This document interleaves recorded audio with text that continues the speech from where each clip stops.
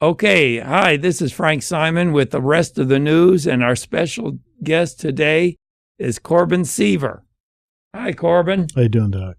We've got a guest on the phone that we would like to say hello to. Is William there? Yes. Is this Dr. Frank? Yes, sir. Sure, it's good to hear you. You. All right, we're live on the program. We were hoping you could say something about, let's see, you're coming Sunday, January 28th, which is a week from this Sunday. 5 p.m. is a free dinner with fried chicken, and 6 p.m. is the keynote speaker, William Federer. Can you tell us? I'm looking forward to being there. What are you going to be talking about? Well, there's two different messages that I was considering. One is I have one on Islam, where I pick up with the fall of the Ottoman Empire, World War I, and the Europeans dividing up the conquered Middle East the same way they divided up Europe, and then the birth of Israel, and Sir Lawrence of Arabia promising the Arabs the land if they would help the British defeat the Turks, although the British have already decided how they're going to divide up the new land. So now we got two groups claiming the same land. But after World War I, the Muslim world wanted to moderate itself, become more tolerant, and you had a secular leader of Turkey named Ataturk who actually outlawed the Arabic language. He outlawed the fezzes and the burqas and the sultans and moved the holy day from Friday to Saturday and Sunday so they could assimilate with Europe. And so Ataturk said Mohammedanism is nothing more than Arab politics. And then we had in Iran the Shah, who loved America. He was pro-America. I met his son years ago. And then in Egypt, you had Nasser, who wanted to get rid of the Muslim Brotherhood. And so what happened? How did we go from after World War I and a Middle East that was becoming more westernized to what we have today? Two things. One is the Wahhabi version of Islam, the violent, which Lawrence of Arabia called it a Muslim heresy. The Wahhabis teamed up with the Sauds, and together they conquered all of Arabia. And it was still a desert full of sand, but in 1938, Standard Oil Company discovers oil in Saudi Arabia and makes them so rich. In one generation, Saudi Arabia goes from the poorest Muslim country to the richest Muslim country, and they become a magnet for fundamentalism. And they use their money to help export the Wahhabi version of Islam. And since Mecca is in Saudi Arabia, and the Muslims are doing their pilgrimage to there, they're leaving after the pilgrimage infected with this Wahhabi version of Islam, going to all the areas of the world. And so that is what changed it from a Middle East that wanted to become more pro-West to now this fundamentalism that's beginning to spread. Well, I get into more of it, but that's the one message I was going to share. We have got a new petition where we're trying to get America one nation under God again. So whatever will work with that. Well, now the other message I have, I will probably be the one I do, and it works together with One Nation Under God. Okay. In a nutshell, I did a book called Who is the King in America, and I researched every civilization that's ever existed on planet Earth, and I found some interesting things.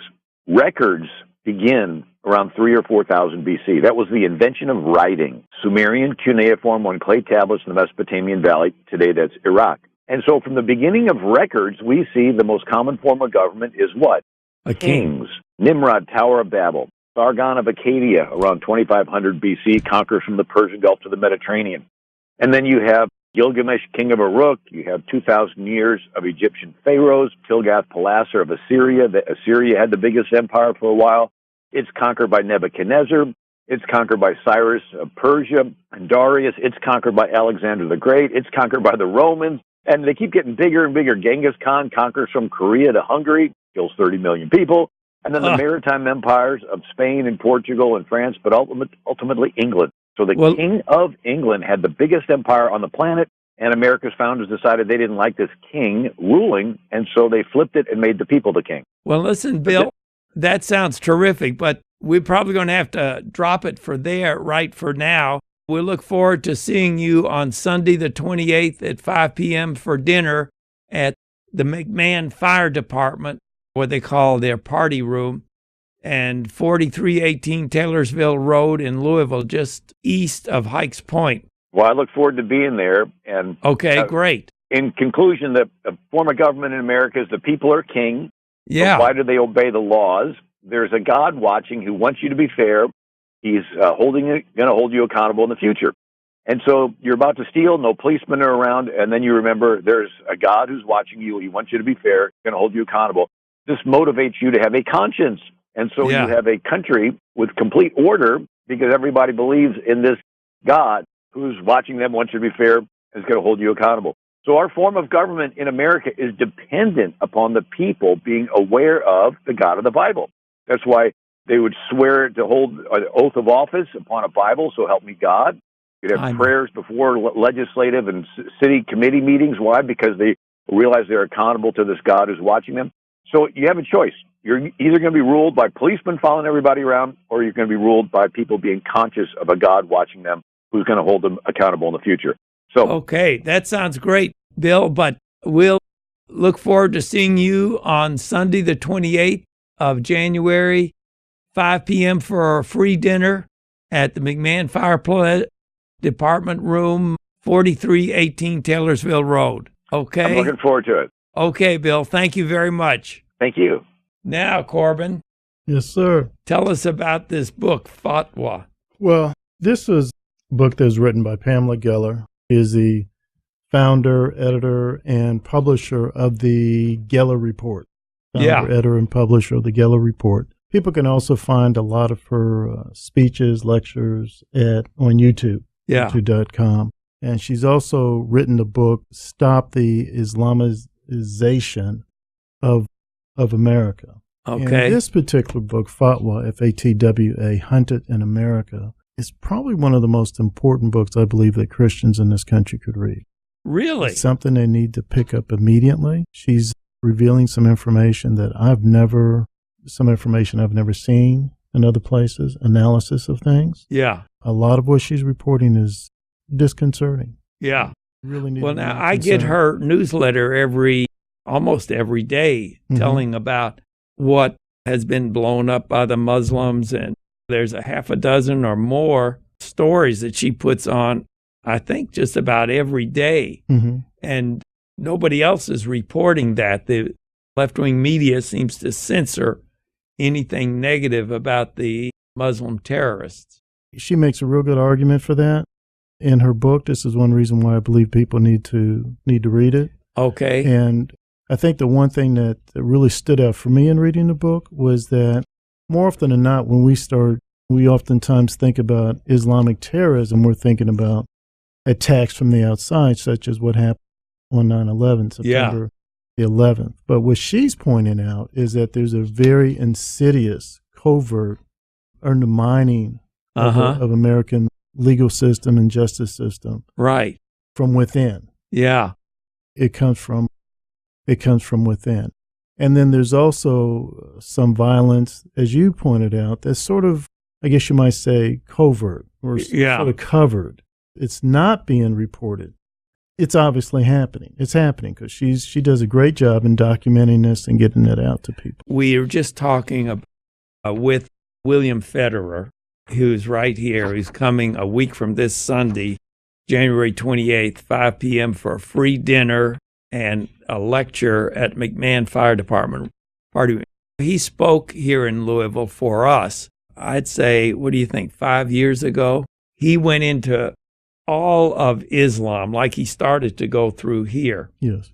How the Crusades, how Islam has repeatedly tried to take over the world. And he's documented, he has pictures and everything. And we recorded all that. Zach recorded it. And we have it on a DVD. It's over an hour long. I bet it's close to 2 hours. It is fascinating. So that would go along with what you're saying, only it gives a little more maybe historical. Right. I think the way he approaches it, yes, he gives that longer, deeper history. But what I guess you might say she's reporting more contemporary things that's happening.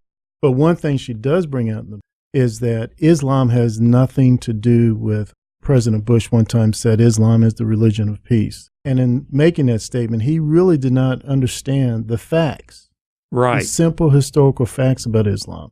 It's not about peace. it's about domination. Yeah. It's about domination. It's about submission. And so after reading this book and then after listening to what Mr. Federer just said, it makes perfect sense to me.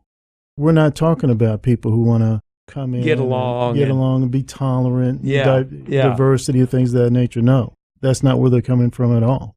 It seems like Islam has been through periods of aggression off and on. Like he's saying, well, Lawrence of Arabia wanted to get along with people and different things, but then all of a sudden they turn and they want to cut your head off. What I picked up I can't speak to that piece of history there, but what I picked up in reading this book was that anytime someone wants to dominate you, they'll do different tactics. They may be overt, may be covert, but they're going to do different tactics. Be very aggressive at one point and sort of back down a little bit, but it doesn't mean that they've given up their main objective, and that is to dominate you. That's just to literally dominate you, completely have you submit to their way of living and thinking, etc. Sharia law. Sharia law, yes. Yeah. I got a fundraising letter from somebody just today, and it said that they've already started putting Sharia law. Oh, I know who it was. It's a former congressman from Oklahoma, and Oklahoma passed a law, no Sharia law. The judges, these left-wing judges, are saying, oh, no, you can't get rid of Sharia law. You have to use Sharia law at certain times. So, which is a complete absurdity. I mean, it's just a flat-out absurdity. And here again, this is where, in this book, Pamela Geller, she brings that out. She talks about what you just said. Some people are just cowardly about confronting Sharia law. And I think more people, more average Americans, if they knew some of the elements of Sharia law. One thing that she brought out, and it's happened here in the United States, it's Sharia law allows for honor killings. Oh, yeah. That's where a father or a brother can kill. The father can kill his daughter. The brother can kill his sister, just per Sharia law. Sure. If she has in some fashion, form, or another, quote unquote, dishonored the family, or if she's left the religion. And so you gotta really think about that. Let that sink deep in your head. What kind of religion is it that would motivate a father to kill his own child? Unbelievable. Right. That's not a religion of peace. No. I have to respectfully disagree with President Bush on that. Yes. Here's the other issue that it brings with that is that when that happens, they'll say, hey, this is our faith. People, it is their faith. That's the issue. It is their faith. That is something they deeply feel that's perfectly legitimate. I think as a civilized society, based upon laws, we have to say, we're sorry. You're going to have to spank her or put in timeout or something, but you can't murder people. So, now, if people want to come and hear this presentation on Saturday, January 28th, 5 p.m. at the McMahon Fire Department and hear Dr. Federer, then it'd be good if they could call 893-2444 and get a reservation so we'll know how many people to cook food for. So that number again, 893-2444. And if you want the Federer DVD, we could send that to you too. Mm-hmm. It gives you all the history of Islam in the world. He's covered the whole world. It's full of pictures and documents and everything. One of the things I remember, he compared Muhammad with Jesus. And he said, well, Muhammad would rape people, kill people, murder people, enslave people, and Jesus didn't do any of that. So people say, oh, Islam and Christianity are basically the same, but they're not. Wouldn't you agree? Right, it's absolutely absurd. Look at the title of the book, Pamela Geller, Fatwa, Fatwa, Hunted in America. One thing I did is that I looked up that concept, and I found that some of the most, quote-unquote, moderate, long-established Islamic institutions, so schools, whatever, they recognize fatwa. They don't say, oh, no, we don't believe in that. That's something the extremists do, or that's something the radicals do. No. Oh, really? So these so-called moderates, they embrace this concept of fatwa, and people have to understand what that means. Yeah, tell us what it means. Basically means that if if someone of a high order in the Islamic faith says that you've said or done something on a level of blasphemy, they can kill you. If you if you draw a picture of Muhammad, they could kill you. It's okay. And so they call upon other Muslims to say, hey, if you see this guy walking down the street, you can jack him up. You can kill him. It's no problem. Is that a religion of peace? I don't know. I'm not a well-educated man. No, it doesn't sound like a religion of peace. You will find nothing like that anywhere in the Christian faith. Nothing like that. I mean, can you imagine going to a David Stone and saying, hey, David, Pastor Stone, we want your approval to go kill this guy over here because he said something that we disagree with. Look at you like you're nuts and probably call Our Lady of Peace. But in the faith in the Christian faith that accept anything like that. But this is a core belief and practice. And they've got a hit out on Angela Geller. Oh, yes. What this woman is doing, she is putting her life on the line. Absolutely. And her supporters are putting her life on the line. Let me tell you something else, Doc. I think you are too. I guess we all are. As you pointed out, part of what the media tries to do is they try to hide this kind of information. They try to set it to the side. But when someone brings it out, if they cannot engage in character assassination, if they can't silence that person, maybe by taking them off the air, you're known, you're out there. It only takes one cleric to say, hey, we'll put a fatwa in this guy. Forgotten Salman Rushdie? No. Was that the guy on the boat that they... No, Salman Rushdie was an author years ago. He was an Indian brother. He was born a Muslim. He wrote a book called Satanic Verses. And in that book, some of the high-ranking Muslims felt that he portrayed Muhammad in a blasphemous manner. So Ayatollah Khomeini out of Iran put a fatwa on it. And Britain had to protect this guy for the longest time. The fatwa is still on him. This was years ago, but the fatwa is still on him. Really? And he wrote a book. And it's not like this guy, he had a division of soldiers. Not like he had a cache of bombs. Brother. He had a bunch of bombs. He wrote a book. And that was enough to go after him. That was for them to go after him. Now, let me just say this. I saw a movie about a month ago, and it was called Revive Us or something like that. And it had Kurt Cameron in it. And it was about this huge new museum they're opening in Washington, D.C. about the Bible. Okay, and in the course of that movie, he says, Christianity is the fastest growing religion in the world today. Okay, so I thought, well, that's good. But when I got home, I looked it up on Google, fastest growing religion in the world, enter. Okay, and Google has 30 articles about Islam being the fastest growing religion in the world. Yes. But if you put in there Christianity is the fastest growing, and then hit enter, this 20-page article will come up with lots of pictures of millions of people at revivals in South America, in Africa, in India, in China, and really all over the world. The Muslims are having more children. But as far as people converting to a religion, it's Christianity. Yes. Let me sort of reinforce what you just said, using the United States as an example. In the United States, Islam is growing as you said, they have a tendency to have larger families. Yes. Secondly, immigration. Yes. Okay. Third, that threat of, if you leave this faith, we're going to kill you. Yeah. So the real growth of Islam has really come from out of the black community because they were converts. It's really come out of the black, and then historically that dates back to Elijah Muhammad and the Nation of Islam. Yeah. And then from there it spread. But the one interesting thing there, even there, is that after a while, many of these black folks who converted to Islam go back to Christianity because Islam is an extreme work of faith about works. You have to work your way to righteousness, whereas our faith emphasizes grace. Absolutely. Grace. Absolutely. I'm a filthy sinner saved by grace through faith in Jesus Christ. There's nothing I can do. There's nothing I can do other than believe in Christ as my Lord and Savior. Well, let me just repeat this. There's a number to call, 893-2444. And when you call that number, tell them you want to go to this free dinner with Bill Federer. Also, tell them you want Federer's DVD on Islam, and also we'll give you a copy of this 20 pages of pictures of Christian revivals all over the world which are never going to be found if you go on Google, because Google is part of the problem. They're not going to do anything that promotes Christianity. So, but we've got them, and we'll send them to you.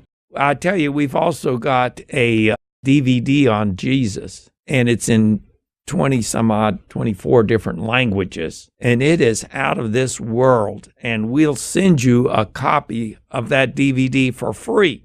There's some that makes over 1,000 different languages. So that's why Christianity is on fire. In other words, they're saying, well, you can either have a religion of love where you love your neighbor, you love one another, you love your brothers and sisters, or you can have the idea, well, we're going to hate people and we're going to cut their head off, okay? And you got a choice. This is going to help you decide which one of those you want to go on, you want to go with. So it's a tremendous packet of material we've got you. The number again, 893-2444, and tell them you want to go to the Federer dinner and hear his lecture. You want to have the pictures of the revivals all over the world. There's a huge move of God all over the world, and nobody wants you to know it, but we've got the pictures to prove it. And then there's a DVD of Jesus. It has his birth, his life, his crucifixion, his resurrection, and then an invitation. Boom, all on one DVD.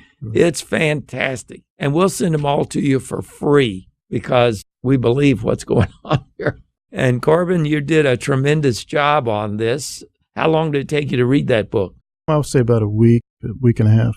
Did you mark it up where I can read your marking? Yeah, no. I'm also going to buy her book, Stop the Islamization of America. I tell you, she's terrific. And she puts out a newsletter, I think it's about every day, about what is going on in as far as terrorism, Islamic terrorism all over the world. We've got a packet of material about England and Europe, how they've trashed that whole nation, that whole continent. They got these rape gangs going around. If the women aren't dressed the way they want them, boom, they're going to gang up on this girl. Can you believe that? That's just craziness. And we've got a whole mess of articles about that from all over the world. We can send you that too. Let me write that down. Call that number, 893-2444. Make a reservation for the Federer dinner and free lecture and free dinner and the pictures of the revival, the DVD of Jesus, Islam in Europe. Boy, I tell you, I think we're about out of time, Corbin, and God bless you. Appreciate you. Thank you. Coming in and telling us all about this. Yes, God bless you, and thank you for tuning in. God bless you. Tune in again next week for the rest of the news. Hi, I'm Dr. Frank Simon. I'm an allergist and family doctor, board certified in both allergy and internal medicine. I specialize in allergy, headaches, sinus, hives, cough, asthma, hypertension, and diabetes. We're located at 1404 Browns Lane near Norton Suburban Hospital. Our phone number is 895-5088. We can see you tomorrow. I'll tell you all a story today. When I was in residency at the University of Kentucky back, it's been almost 20 years ago, in the mid-90s, we would serve in pediatrics on the NICU, which is the neonatal intensive care unit rotation. And we would typically serve either the person who would come on the call with a sudden delivery of a woman who had a premature baby. I'll never forget one night in my third year of training, I got a call from a mother who was miscarrying. She was about 21 and a half weeks. They tried everything they could to keep that baby from coming, but they said this baby's going to come on its way. And the mother wants you there as a resident. When you're in residency, you're very busy. You've got a lot of patients to take care of. Your time is very limited.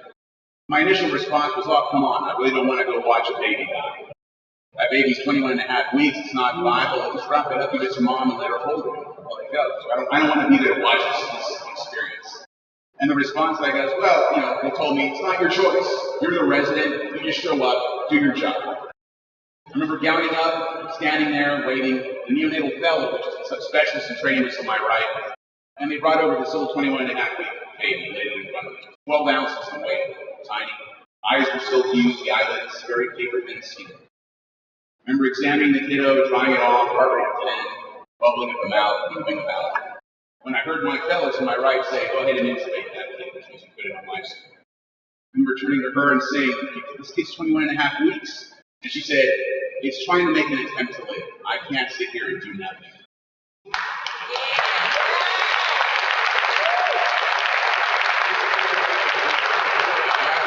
Got his heart rate up, showed it to mom really quickly, which was in the delivery suite. I said, we're going to the NICU. We put an armband on it. That kid had a name, had an ID number. That kid for a week in our NICU was a human being. Yeah. No one argued that. Took care of that baby, put IVs in, medications, fed it. Its gut, unfortunately, developed a condition that's common in preemies called NET. That baby's gut popped. We couldn't do surgery, that baby died. But for a week, there was no argument.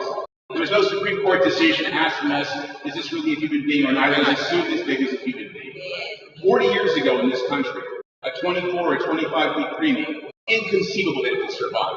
Today, 80% of those kids reach adulthood and become normal individuals. And soon, 21 and 22 weeks. These kids are human beings. I've taken care of them. So I would encourage you, this fight needs to continue because the Roe v. Wade decision you have with the U.S. Supreme Court, as we all know, is wrong. And our Supreme Court has been wrong before. We need to prove them again. This fight needs to continue until we get that reversed. So please keep up the fight. Thank you. That paved the way for that dark horse candidate to win in the November election, but not only win there, but to have 3 other constitutional executive branch offices taken by pro-life leadership.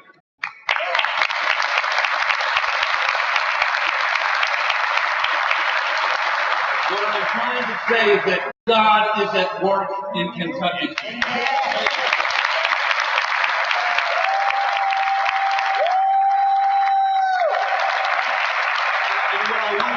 Which we all know, in any miracle or any move, there is God's part and there is man's part. And when you look at Peter walking on the water, Peter only did what he knew how to do, which was he knew how to get out of a boat. He was a fisherman. Jesus took care of the water, okay? And you have man's part and God's part, you have a miracle. Well, we have a part in this. Let us continue to pray. Let us continue to call our legislators, encouraging them, putting strength in their backbone. And let us continue to believe that God is doing something in this little state that many regard as weak, base, and foolish, but the one that God would like to confound the wise with. So I just want to encourage you, God is good. The last thing I want to do, and this is my personal battle, right? I'm going to Senate Bill 7, and it's already been mentioned, Senator Wise, help clinics that serve women in all kinds of capacity. The lower one shows what Planned Parenthood does, and they do abortion referral, and contraception. Now, the money can go to the ones at the top, and if there's any left over, maybe they'll get a few minutes, okay? This is just a graphic picture.